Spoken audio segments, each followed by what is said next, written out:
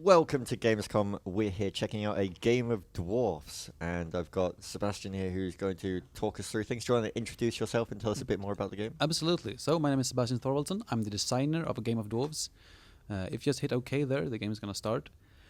Yes, and it's basically one of these old school management games. If you've played Dungeon Keeper or Theme Hospital, you're gonna feel right at home, hopefully.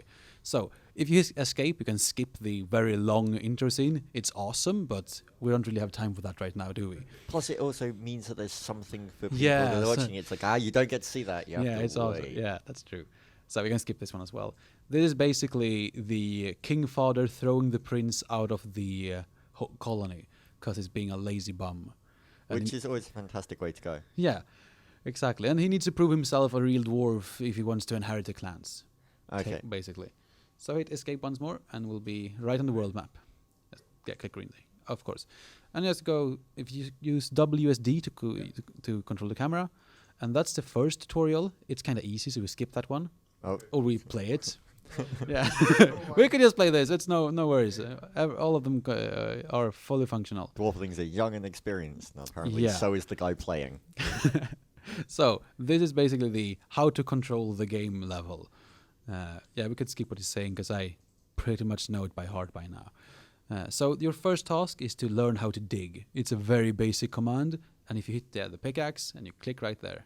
Well, that's because all dwarfs need to know how to dig. Yeah, it's a very, very important thing to know if you're a dwarf, especially if you want to be the dwarf king someday. Yes.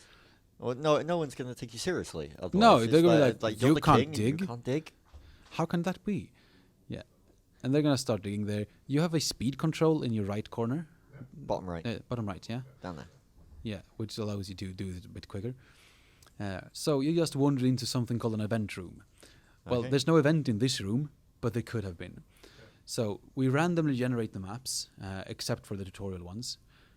And so you never really know what you're going to find when you dig into those question marks. Which is quite interesting for replayability. Absolutely. You could also remove the question marks, so the exploration parts become even more like, even lifelike, more... Completely surprised. Yeah, exactly. Thank you. Yeah. I'm getting greedy here. Yeah. All the gold. All the gold, that's nice. Greed is a very large aspect of the game, since the deeper you dig downwards, because you can dig in all directions, the deeper you dig, the more plentiful the resources will become, and the rarer as well. But it'll also increase the odds of there being really, really mean enemies. And So it's risk-reward then. Exactly. So in the beginning, you'll most likely run into like moles and maybe an orc or so. But if you dig deeper, you'll find really big orcs and maybe even monsters and undeads and stuff like that. I'm curious. I have to ask. I know this is fairly early on, but dragons. The dragons are very special in this game. I'm not going to spoil anything about them. But you said they're very special in this game. Yeah, so we have a special relation to dragons in A Game of Dwarves. Yeah. And now you just found the second room, and he's now going to teach you how to spawn a dwarfling. So there's a big yellow glowing button in your right corner.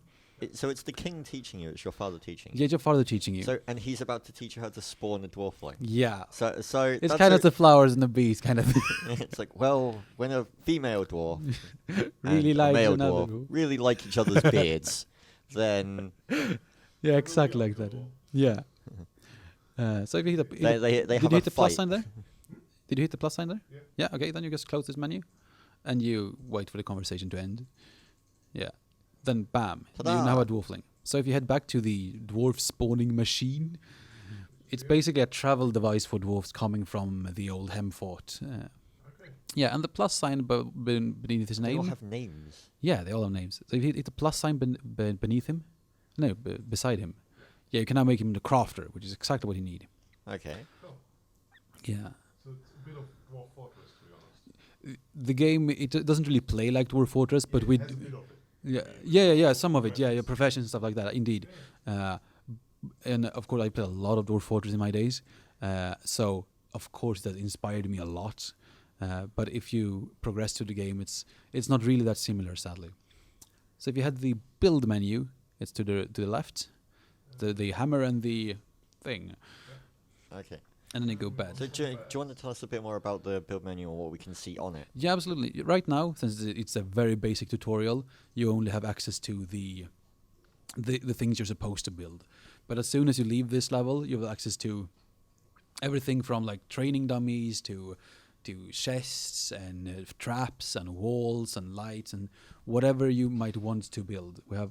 I think we have hundreds of objects in this game. Yeah. Back a minute, just one. No. Yeah. The back button. Yeah. So it's broken into rooms. Is that right? It's broken into some kind of category at least. So we have the furniture there, then we have the workstations, then we have decorations, then we have paths, basically like ladders and stairs and stuff like that. And then we have lights and, well, some dev stuff as well. Okay. Yeah, tables are always nice to have. The dwarves will go to the tables to get their food. So you need to have tables or they'll starve. What about beer? Beer is indeed in the game. I'm not going to spoil when right now, though. It was just, well, if they're building, tables for food, they're dwarves. They need. Yeah, if you look at the diggers, I think you have one. He was most likely walking around with his tankard all the time. Yeah, you were right. Open that again. Yeah, we do. Yeah, and then you hit the. Basically this one. Yeah, the one to do that. There you go. Okay, And you build it. fertilization stone. Yeah, exactly. Also planting crops. Yeah. Okay, is this so this is the food resource thing that we're going to Absolutely. need for our dwarves. then? Exactly. You need to build them on the fertile soil that he has there, because that's how he'll be allowed to plant crops on it. And on most levels, it's kind of hard to find this fertile soil, so it's the first step really. So it's quite rare. Yeah, it's quite rare. Well, not so much rare as very important. Yeah, it's let's very put it that way. important. Exactly. Yeah. So if you open the build menu again, you will see a new menu that open up if you go there. Yeah, the blueberries for some reason. And if you press the lemon tree, you'll be allowed to plant these. Okay. Cool. Yeah, and it's a tutorial, so it's going to interrupt you all the time. But yeah, if you build them, you can then send your dwarves there. Exactly. But you need a new kind of dwarf, so you need to get yourself a worker. You do that by exactly. Look at this, he's learning. Yeah, he's learning. Yeah. That's nice. The tutorial seems It's not unintuitive. the No, tutorial it seems isn't. fairly in depth. I mean, I'm quickly reading what it is as he's clicking through it, but it Yeah. seems to be very. Yeah, there's a lot of Helpful. systems in the game, and we really need to get to people really need to understand the basic system, like the digging, the crafting, stuff like that. So they don't end up with like information overload. Exactly. Yeah. Yeah. Because So in a management game, that's always something that can be a big problem. If you create a management game, people want depth to it, and Yeah. if you create one with depth, then the tutorial explaining the depth has to be spot on. we have like this large collection of information, call it the lessons menu, Yeah. where you could read and read for hours. But hopefully the tutorial will be enough. So now you're supposed to explore it further, yeah. So you mentioned earlier the random event rooms, the Yeah, question marks absolutely. and stuff. What other kind of things can we see in there? Can you tell us a bit more about those? Yeah, absolutely. Because you never know what you're going to find. Like here, for instance, you just found your first enemy room and you have a beast inside of it. You also have a lever of some kind. You're not really sure what it does yet. And the beast, Is that a rat? it's an evil mole. One Okay, that- it's a mole. Yeah, it's evil. Very important. I love how his dwarf knocked down the wall, opened the room, at which point the king basically freaked out and was like, a beast is in there, get a military dwarf. And then the dwarf Yeah. went back off and started mining gold again. Yeah. You right click to drop it. Yeah, Ah, there you go. And he's gonna own this creature because they suck. There we go. You're not supposed to die on the evil mole. It's just Is it been- possible to die on the mole, though? I don't think it You is. could probably send your king in there. Yeah, he can't fight. At this point, he can't fight at all. But as you progress through the campaign, he will gain influence points and he will become either a awesome fighter or a researcher guy that'll help you So you research. can you choose that? Can you customize Yeah, it? you have a unique tech tree for him. So, you're really eating your way through this tutorial. Yeah, it's really intuitive, to be honest. Yeah, thank you. It's really hard to make tutorials since we Yeah, st- since you don't have all the things available from the Yeah, start, it's and pretty easy. yeah, and for some reason when you start making tutorials, you make the tutorials last in game development. Yeah. And when I make the tutorial, I know everything about the game, so I kind of think everyone else does as well, making it hard to make an intuitive tutorial for beginners. Okay, so do you want to tell us, if you can, say I pick this up, I play it for 10, 15 hours. After that kind of time of playing it, what kind of Yeah. things am I going to be encountering? What are some of the more later on features or things Absolutely. that I'll be seeing? Since the game is fairly, if you play the campaign, the levels will get harder. You'll encounter more and more evil enemies, and you'll unravel some weird kind of plot as well. Yeah. Now you're gonna start digging downwards, and it's you use an R and F key to go up and down in layers if you need to. How many layers are there in total? Some of the bigger levels are 50 layers deep. Okay. Do you ever get to the surface? Do you ever go? Yeah, we do up have a that high? surface. You Okay. can't really do much at it right now. Some of the levels interact with it, Right. but it doesn't really do much in and of itself. Okay. So, as we were talking before, got interrupted by the level thing. So 15 or so hours in. Yeah. I've been playing. I've got Yeah. to the end. I've got through the campaign. All Through the the good campaign, boys, yeah. so- So you've encountered these evil mages that took over the lands a couple of 100 years ago. Yeah. So the boss battles are getting harder and harder.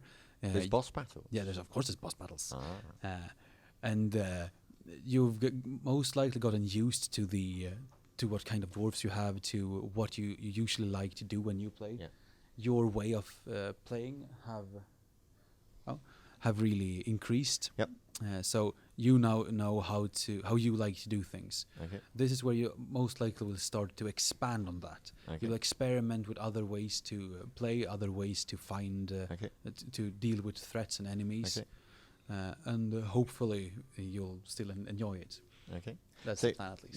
You mentioned briefly that you played a lot of Dwarf Fortress. Does that mean that there's going to be something like a sandbox mode, just Absolutely, a big yeah. open one, and will that get Absolutely. harder as time goes on?